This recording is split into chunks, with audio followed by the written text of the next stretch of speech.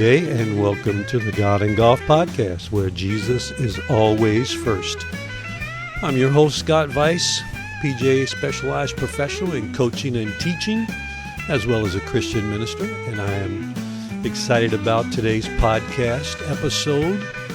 I hope you are enjoying them. If you are, I would love for you to leave a review on Spotify or Apple Podcast or somewhere in the podcast world. If you could follow and leave a review, say something, I think that helps increase the algorithms so that this can be suggested to more people. So if you're getting something out of it, the way you can give back a little bit is to share something. Tell somebody about it. There's nothing to purchase. There's no donations taken or anything like that. It's just I call it a hobby of mine and an enjoyment that I get to share things about God and things about golf with my friends that I have not met yet. Some of you have met.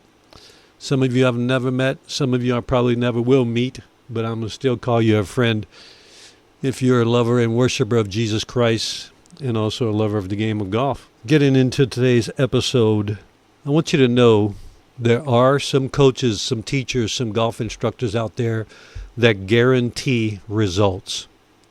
Now, I know that may come as a shock or a surprise to some of you because that's not something that has been part of the golf instruction world.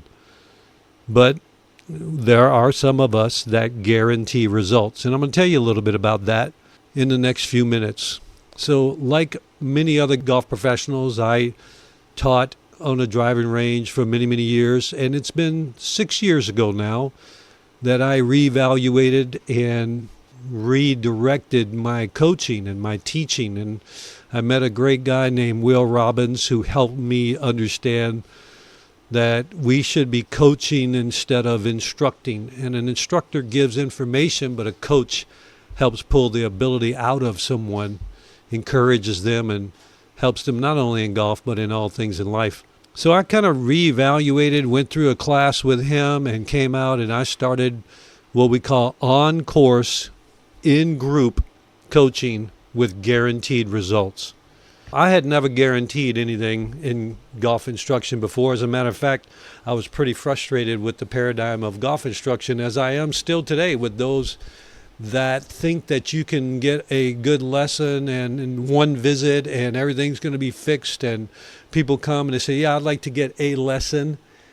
And so as I've told you before, I jokingly say, well, that's going to be $40,000. And they look at me cross-eyed and I say, because if you want a miracle, you're going to have to pay for it. There's too much going on. The game of golf is too big where one lesson just doesn't do it. But even in the past, what people have come to me and say, hey, I want to get better at golf, and I do my long interview ahead of time, and we have a really a discovery interview. I find out about them. I find out what makes them tick. I find out what their passions are, and obviously, the more I'm learning about them, the better job I can do. Because at the end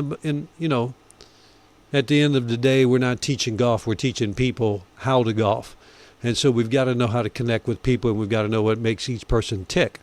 So I would spend a lot of time doing that, and we would have a lesson or multiple lessons, or maybe 6 or so. And while that person is coming, and if they're doing what I've advised them to do, and if they're actually putting in the hours and the time, there's going to be results. But what would happen so often is I would give them a plan. I would tell them what they need to work on. They would see it, and then they're gone. And I don't know if they're working the plan or not. I don't know if they're practicing. I don't know what happens. All I know is, 2 months later, I get a phone call and they come in and we're still working on the same thing from 2 months ago because they never went out and did the drills they asked them to do. They never built that foundation properly so that something could be added on it in a correct manner. And so there I am 2 months later teaching the same lesson that I taught 2 months earlier. If you decide, hey, I'm going to lose 30 pounds, and so you contact a personal trainer at a gym, and they come in, they measure your body fat, they'll do scans on you, and they'll talk to you like I do my students, and they'll put a plan together, and this is what you're going to do to lose 30 pounds over the next 8 months because your daughter's wedding coming up, and you want to make sure that you're have lost a little weight. So you'll get excited, and the first week you do what you're told, the second week you do what you're told, and the third week you're off track. I mean, he told you this is what you're going to eat, this is what you're not going to eat, this is what you need to do. As far as how many times you need to be in the gym, this is the type of workouts you need to do, and on and on. Now, you decided not to do those things for whatever reason, and 6 months later, not only have you not lost weight, but you might even gain some weight, so now you're even bigger. Well, you know what? In that scenario, nobody blames the personal trainer because everybody knows that you didn't do what you were supposed to do. I don't understand why the golf pro can get blamed for not being a good instructor when the students don't do what we've advised them to do. And I've seen this my whole career. I see a guy that comes in and he's making some improvements, and his buddies are out there playing with him, and they say, wow, that you get lesson with that Scott guy and he's helping you out. And then 6 months later, the guy is back to all of his old habits because he never did the drills. He never really made it a permanent change. He didn't continue to come, and so I'm not able to watch and see what's going on. So that's why I often tell people, if you've got, say, the budget for 6 sessions with me, I would rather you do one every other month than do 6 weeks in a row. I want a long-term view. I want to see what's happening in between sessions. I want to really make sure we're staying in touch, and I want to be that guy that says, hey, where did that come from? You didn't, that wasn't part of your swing, or that wasn't part of what you were doing before, and because you're looking for an invisible swing. You can't see it. So you have to have a trained eye that helps you and points these areas out, and now you can know what to work on. And you need to have someone coaching you how to play the game on the golf course.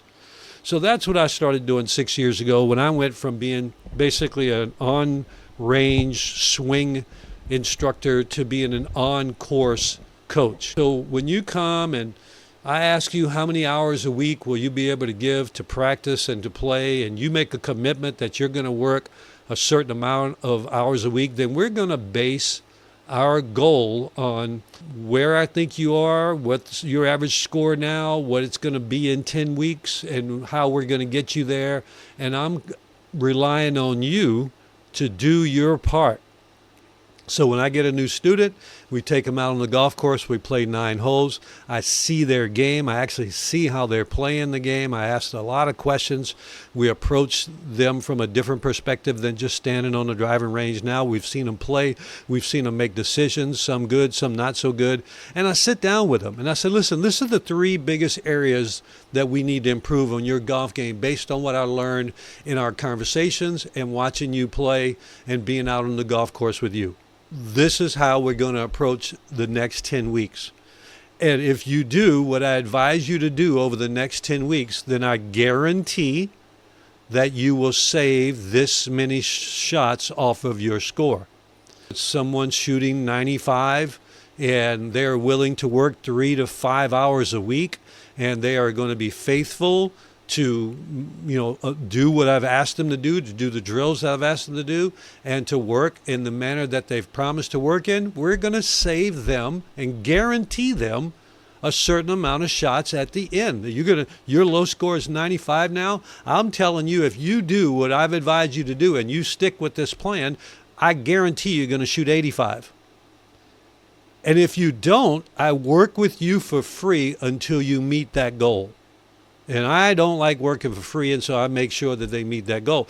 But let me tell you what, somewhere along the way, they don't do their part. I hold them accountable. So when they sign the contract, I actually have them sign a contract in the book that I give them. I have a book called The Scored Method, and they will get a book, and they will commit to working their promised amount of hours per week in the manner in which I've counseled and advised them. I promise to be the coach that's going to be there to encourage them and to help them along this journey. So we hold each other accountable. Anywhere along the lines where they don't practice, where they don't do what they said they were going to do, I ask them weekly, and we stay in touch through an app that I use, and they tell me if they didn't get to work out, they had issues going on that week, they had to do something at the house, had to clean the garage. That's fine. But that's not keeping your commitment. Your commitment was that you were going to work at this 3 to 5 hours a week besides the times that you were going to play and be with me on the course. I give them one warning. After the one warning, if they missed again, then the guarantee is off. The guarantee is null and void. I still work with them for the full 10 weeks, but I'm not going to guarantee it because that person didn't do their part. Okay, the guarantee is based on you doing your part and me doing my part. I'm not going to guarantee that somebody's going to save 10 shots when they don't do any of the drills and don't practice and actually miss lessons or whatever. Of course they're not going to improve by 10 shots. And I'm just using 10 shots as an example. Sometimes we set the goal as 7 shots. Obviously, the lower handicap you have, the lower your score is, the tougher it is to save shots. But how much would you pay to be 5 shots better in 10 weeks? How much would you pay to be 6 shots better in 10 weeks? We're not asking for a lot of money. I'm just saying a lot of people would give a lot of money to improve. It just takes your effort. It takes your commitment to do what your coach advises you to do. So I'm encouraging you, wherever you are, try to find a coach, a golf instructor in your area that guarantees results and that takes their students out on the golf course. Find someone that works with your swing, yes, but is more interested in actually teaching you how to play the game. How can you learn about uneven lies on a driving range? How can you deal with tension, fairway bunkers, greenside bunkers, on course course management, all those things that happen on the golf course? It's great to be out there with guys and girls and help them learn how to play the game. The golf swing, as important as it is a tool to facilitate golf shots. You can have a beautiful swing and not know how to hit golf shots. Hitting golf shots is the skill that we want to develop. Just going back to the guaranteed results. I've started this 6 years ago. I'm on the golf course. You do your part. I'm going to do my part. I'm going to coach you. We're going to put a plan in place. We're going to learn how to improve your scoring. We're going to learn how course management. We're going to deal with tension. We're going to improve your technical skills as well. We're going to improve your mental aspect. And we're going to guarantee a certain amount of strokes saved off your score. It has been a game changer. Why don't more people do it? I just think because more people don't know about it or have never heard about it or haven't thought about it. But when I'm just giving lessons and I don't know what you're doing in between lessons and you come back, 2-3 months, 2 weeks later, and nothing's changed because you've been busy or you haven't done the drills, I cannot tell you how many lessons I hit. I give the people a plan. This is what you need to do. This is how many times a week you need to do it. Yes, okay. And they come back for the next lesson and they didn't do any of it. And if you're a golf instructor and you're listening to this, you know exactly what I'm talking about. How in the world can you expect to improve if you don't work, if you don't do the job? I ask students in the interview about something that they're very accomplished at. What are you an expert at in life? What is your background? Like I said, I had one girl that she was almost an Olympic figure skater.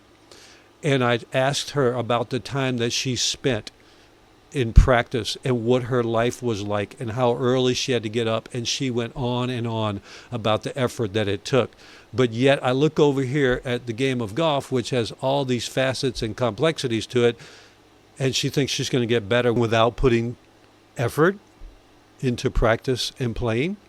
Of course not. It's not going to work that way. So I am glad to guarantee results to those who will do their part. Now, when we look in the Bible, I call it the if and then syndrome or whatever you want. It's if and then. We have absolutely guaranteed results from an almighty God who has all power, all knowledge, all wisdom, and all understanding. And if we do what he says to do, you have an absolute guaranteed far more powerful than any guarantee you can get from a golf instructor. And one of the perfect examples, I'll give you a perfect example of this. It's in 2 Corinthians 7:14. It's a very popular verse. You probably heard it. It says, it starts out with the biggest 2-letter word in the English language. It's called if. If my people, which are called by my name, shall humble themselves and pray, and seek my face, and turn from their wicked ways, then will I hear from heaven and will forgive their sin and will heal their land. You can get a guaranteed result from Almighty God if you do the if part. He is not guaranteeing results to people that don't do their part.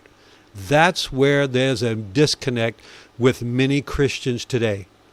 They hear about this incredible God and they think that they're going to come to God and they're going to have peace and joy and it's going to be hunky-dory and everything's going to be wonderful, but yet they don't do anything that God asked them to do in His Word. That's called obedience. That's called responding to the commands of God. But if we do what He says, we have guaranteed results, and there's nobody that keeps a promise like God. God's promises are not like anybody else's promises on the earth. If somebody says, oh, I'll be over Saturday to help you move. They promise to help you move. Saturday comes around, looks like a desert around you because nobody shows up many times. God will never do that. If He says it, He does it. It is absolutely a guarantee. There's nobody like that. There's no one like Him in the fact that He is perfect in fulfilling all of His promises. Psalm 91 is just an amazing psalm. And my family and I memorized Psalm 91 many years ago when my girls were, I think, teenagers. Obviously, my wife was still alive. And we just went through and memorized Psalm 91. And I thank God my daughters still have it memorized today as adults. You know, he that dwelleth in the secret place of the Most High shall abide under the shadow of the Almighty. All through the pandemic, I was quoting this psalm, quoting the promises of God. We're not going to be afraid for the terror by night, nor for the arrow that flieth by day, nor for the pestilence that walketh in the darkness, nor for the destruction that wasteth at noonday. On and on, the promises of God are absolutely guaranteed. But it's only if you are doing what He commands us to do. It's an if and a then. If and then. Everybody wants the then, but there's an if that God puts in front of it, like anybody else. Like you don't get better in golf if you don't work. If you don't do it, you don't get the result. You don't get the guarantee if you don't do your part. Certainly the same way in the Scripture. One of my favorite verses in all the Bible, I've often quoted saying it is my favorite. It's Isaiah chapter 40 and verse 8. It says, the grass withereth and the flower fadeth, but the word of our God shall stand forever. Man, when God says His word is going to stand forever, guess what? His word is going to stand forever. There's no chance that it won't. There's no chance that it won't stand, that it's going to fall. There's no chance that God won't fulfill His promises. It can't happen. God is not capable of not keeping His word. He will keep His word 100% of the time without fail. Why would you not depend on a God like that? Why would you not give your heart, soul, mind, and strength to a God that never fails and guarantees results, absolutely guarantees results at all times? Going into the New Testament, just a couple more verses. Matthew 11, verses 28 and 29. There's some weary people out there today. I know you're out there. He says, come, Jesus said, come unto me, all ye that labor and are heavy laden, and I will give you rest. Guess what? You get rest if you come to Him. Take my yoke upon you, He says, and learn of me, for I am meek and lowly in heart, and you shall find rest unto your souls. Now that word shall is an interesting word. You know, I ask people a lot of times on the golf course, is it legal or lawful, according to the rules of golf, to mark your ball on the green with a T? And almost everybody gets this wrong. Because absolutely, you can mark your ball on the green with a T. You can mark your ball on the green with your watch. You can mark the ball on the green with almost anything. Because the rules of golf say that you should use a small, flat object. It doesn't say you shall. There are rules of golf that say shall and some that say should. And when it says shall, it's absolutely required. When God says shall, it's an absolute guarantee. When it says, take my yoke upon you and learn of me, for I am meek and lowly of heart, and ye shall find rest for your souls. If you come unto him, give him your heart, soul, mind, and everything that he's telling us in his word, you shall find rest for your soul. It's a bona fide, absolute guarantee that cannot fail. But you don't get the promise without the commitment. There's a lot of delusional people out there that are looking for the promise. They're looking for the then, and they're not doing the if. The if is obedience. The if is what he commands us to do. And he's only asking us to do things that are good for us. One of my favorite verses, again, is James chapter 1 and verse 5. Everybody ought to know this verse. If any of you lack wisdom, let him ask of God, that giveth to all men liberally, and upbraideth not, and it shall be given him. If there's anything in your life that you need wisdom for, if there's any decision whatsoever that you need to make, you ask God, and he said he shall give you an answer. It's not a maybe, it's not a possibly. If you go to God with humility, you humble yourself to him and to his word, and I'm going to tell you, that's one of the probably the best way you could possibly get an answer from God is through his word. He speaks to us through his word. You go to God and you begin to ask him, and then you study his Bible. You study his word. You get into the book, and one day something's going to jump out of the pages as you're studying, and it's going to resonate with where you are right now, and God's going to give you the answer that you need. It won't happen, though, if you don't seek him, if you don't ask, if you don't pursue. Just a little reminder today that there are some golf coaches that guarantee results, and a big reminder today that God always guarantees his word. If he says it's going to happen, it's going to happen. If he says it's true, it is absolutely true. If he says that if we do something, then he will do his promise, you can never fail.